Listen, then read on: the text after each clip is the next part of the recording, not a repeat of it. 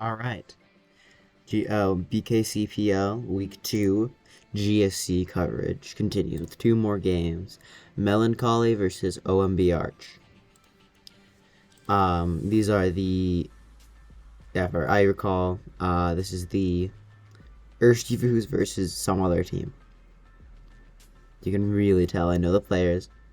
So, anyhow, I believe on the predictions, Melancholy was heavily unfavored for the sole reason they brought Lightscreen to Champ last week. And a lot of players were like, what are you doing? This guy's got, like, why? And now we're seeing Melancholy has brought a stall team. Or what looks to be a stall team.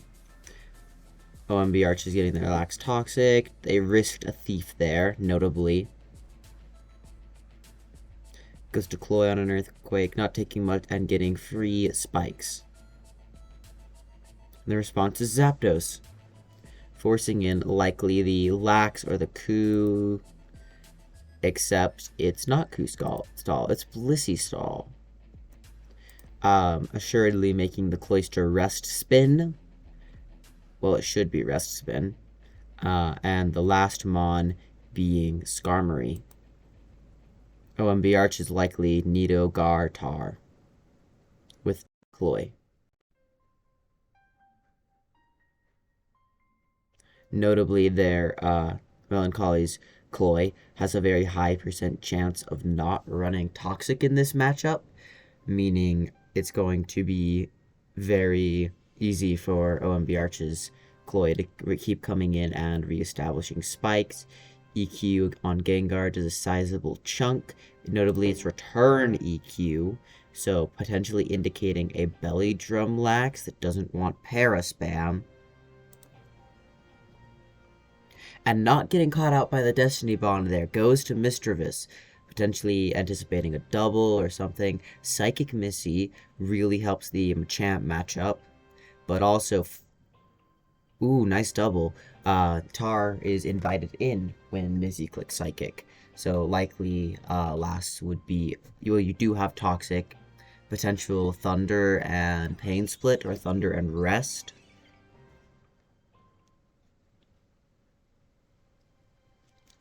Or even Pain Split and Toxic. And Pain Split and Protect. That set can even beat Tar sometimes.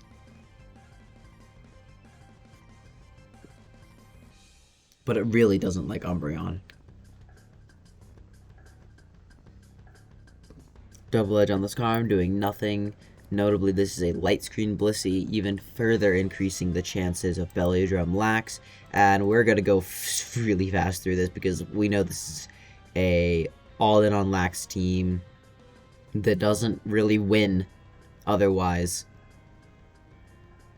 So we're going to hyper fast here, and we're going to see if OMB Arch can break this successfully.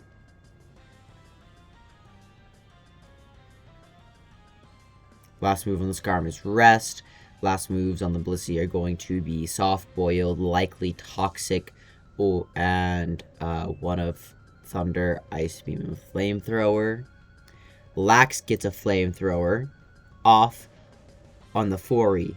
This isn't a Belly Drum Lax. This is Return EQ Flamethrower. And it was a 4E instead of a Cloy. Looking at this team now, all of a sudden, it literally has no possible way of beating opposing stall. Except for, like, spin block them. And then win a 999 turn game. This is... I don't understand. This is... Yeah. Even though I'm on Melancholy's team, I did not really help in the prep of this team, because this is not a team I like running myself. But Melancholy wanted to bring it into OMB Arch. We definitely did not expect we did not expect stall from him.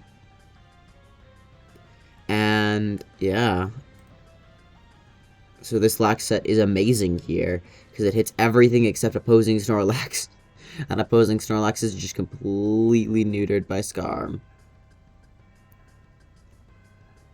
So we're going to be skipping through this. Notable turns are right here. When Blissey gets Thunder Parad. full paras on a tar that could potentially rock slide flinch it out, but then the Cloy gets rock slide hit. I'm not entirely sure why the Cloy was the immediate switch into that when Skarmory was fine. Then you could scout for Fire Blast by going to Lax. But regardless, the Cloy's done its job. It got up spikes. And then OMB Arch's Lax dies, and this is over. This is just over. How do you beat this team other than Nidoking? Except it's Nidoking into Psychic Missy, which really sucks. Into Light Screen Blissey, which really sucks. Light Screen Blissey Zapdos. Like, you don't really ever win versus this.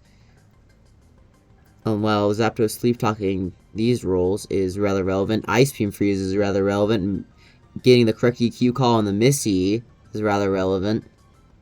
Zap waking up at an unopportune time. And getting bad sleep talk rolls. But Nidoking Fire Blast. It's Fire Blast Nidoking getting the Stallfish correct. Even though this is a team where you prefer Thunder because of the more PP. And thawing the Snorlax. That's hilarious. And now OMB Arch is so heavily unfavored. Like, this Lax exists again, and it's just gonna go downhill. You don't really have a lot of attacking PP. It is Screechtar, which kind of can do some neat stuff. Melancholy risked a lot on that turn, specifically, where they're at minus... they're at 0.5 defense. If Tar rock slides here on your Whirlwind, you're in trouble.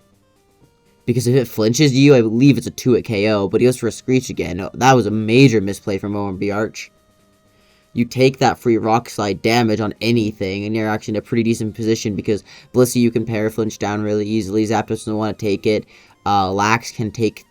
Lax is in range of getting flinched out. That's a huge chance to make progress. But you just screeched again. Now do you rock slide? There you go. It's a 2-hit KO notably. If Skarm gets flinched there, then OMG Arch can get in the driver's seat again. Screech on Missy this time. Are you going to land a Toxic? It's over for this Tar.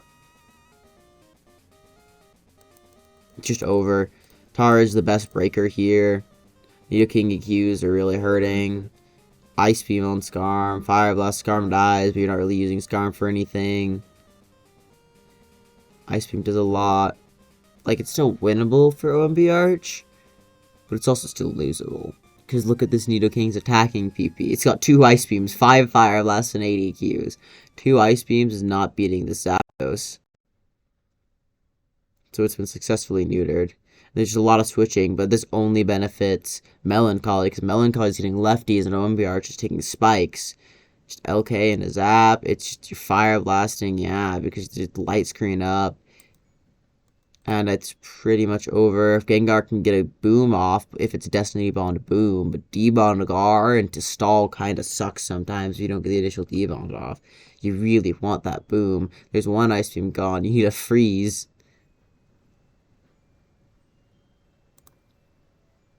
Maleficus misses. Nidoking's super low. It just drops. It's over. Blissey walls Gar forever unless it does have Boom, which is what it needed. So now we need a Zapdos Miracle. But Zapdos Sleep Talks are wrong. Oh, it doesn't even have Thunders. Never mind. This is unwinnable for OMB Arch. I don't know why he's playing it out. Like, you don't have any Thunders. Melancholy's better than to attack you and let you start sleep-talking Thunders. Alright, S-Rock and B or something. This is my highlight match for the week. This is the one I am by far most excited about. Because, like, yeah. This is BOS, which is one of the most prolific typers and profile pic changers in the Discord, and S-Rock, who is a smack talker, ADVer, who went through the training arc to learn learn GSC for this, and I just want to see how this goes. BOS in week 1 had a very shaky early game. So let's see if those lines are a little cleaner. Nidoking on Cloy, this is certainly an advantage for B. S-Rock stays in, saying, I know I live Thunder, but you don't live the Thunder crit. Also, a Lovely Kiss there hitting could have been really big. And now S-Rock is at a really, really, really, really major disadvantage. Notably, this is not Thief Nidoking, as BOS professes is by far the best set.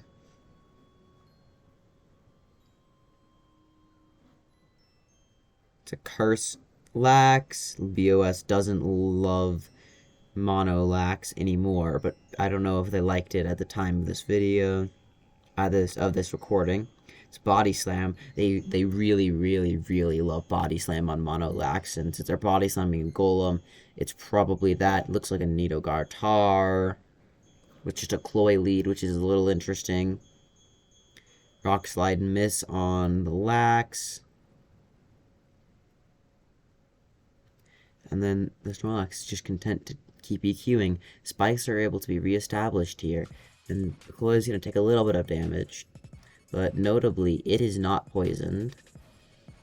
Gengar coming in, catching a boom. That boom feels very, very preemptive for B, because you're in the driver's seat. You don't need to launch your boom. Like, as soon as you let your Cloy die, the Golem's going to come in and remove your spikes. Yeah, that's a kind of a weird play. Dynamic Punch, this could have been really bad, and it still could. Gar is going to stay in here and Dynamic Punch this, and it does hit. It does not Confusion. It does not full Confusion. And the Gar goes down.